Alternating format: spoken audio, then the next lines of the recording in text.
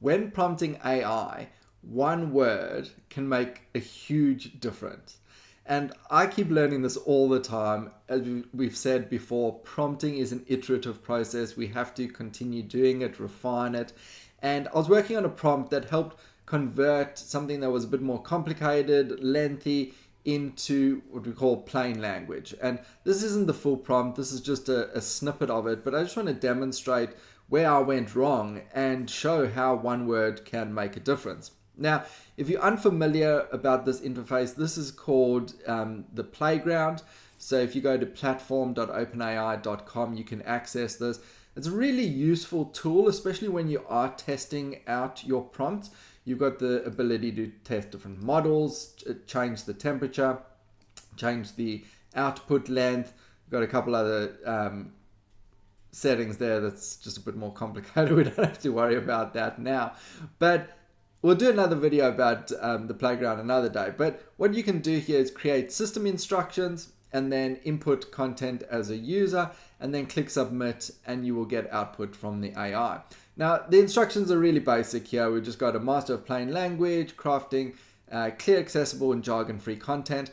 Now, I wonder if you can pick up the word that actually has caused problems in this prompt. Rewrite the content provided using plain language at an 8th grader level. Divide lengthy paragraphs into smaller digestible paragraphs. Okay, so I've got this content here. It's about string theory. Don't ask me what it means. I have no idea. So this tool is really useful for me in actually helping understand what it means.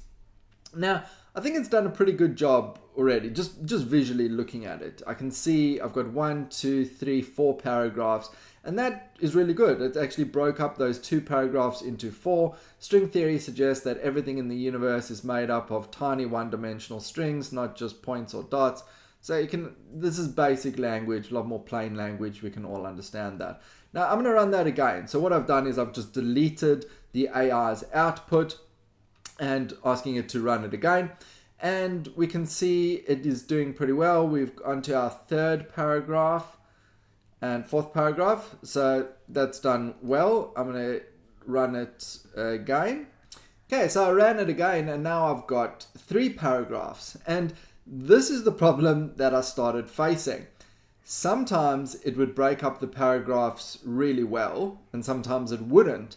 And I find the word that was causing these problems was this: divide lengthy paragraphs into smaller digestible paragraphs. Because really, what is lengthy? I can define lengthy as differently to you can, as the AI model does. We have to be clear and direct with our instructions.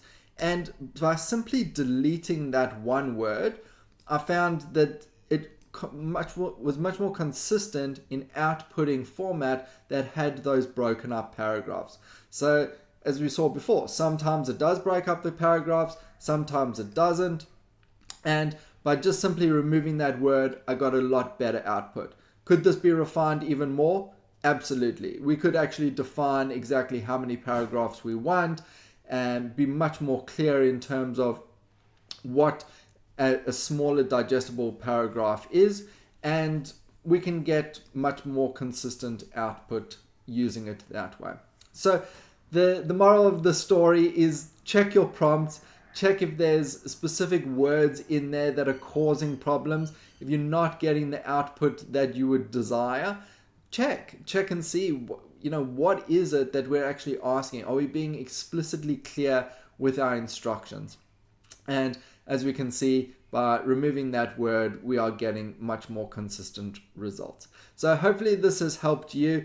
As I said, Playground's a very useful tool in actually experimenting. You can try out these different features such as temperature, and we'll look at this at another time, but very, very helpful in iterating, refining, and improving your prompt just like this. So as always, if you've got any questions, please feel free to ask. Otherwise, I look forward to seeing you in the next video.